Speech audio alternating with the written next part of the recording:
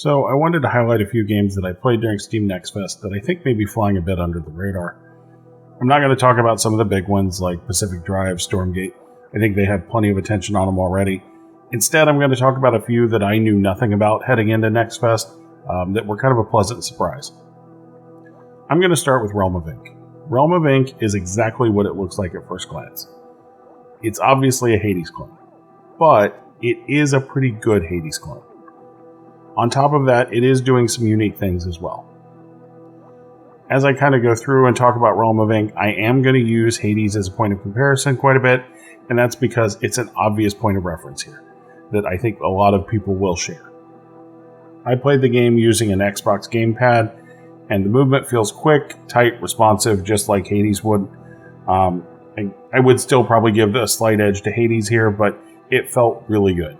The attacks were satisfying with great audio and visual feedback, and it just felt great to play. The only piece of combat that I had a slight problem with was there was a lot of visual noise. More than once I found myself having a hard time trying to see the enemy attack animations and getting myself killed.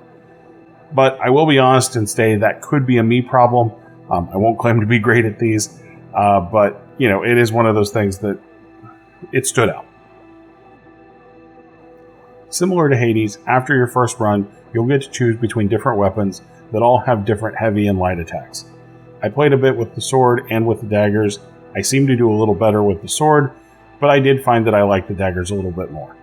The dagger's heavy attack spawned this whirling blade that would move away and then back towards your character, and it was the most interesting of the weapons. That said, the both that I played felt great.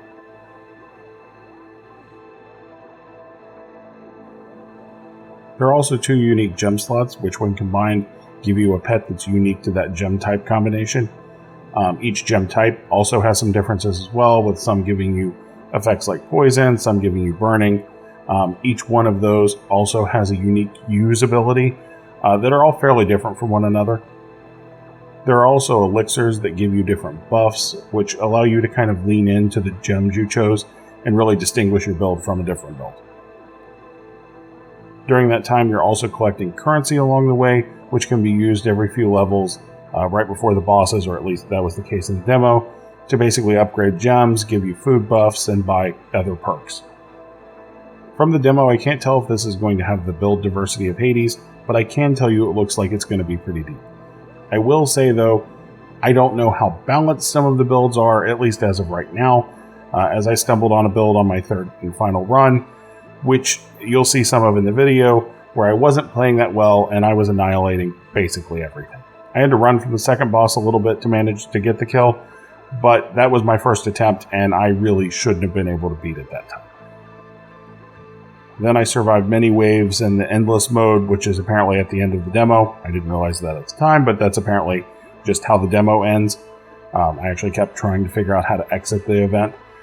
So anyway, I survived a lot longer than I probably should have because of that build, so I will say it does seem like some of the builds are a little stronger than others. My first builds were nowhere near that strong.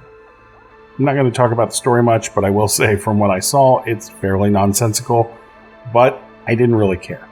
That's not really why I'm playing this game, and I just didn't really care what the story was trying to do. It could be interesting, but I really didn't get much out of it from the little bit I saw.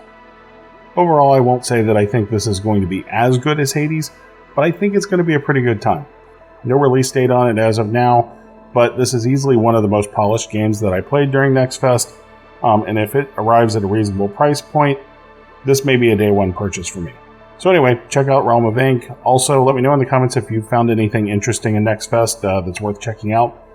Thanks for watching. If you enjoyed the video, maybe subscribe or give it a thumbs up.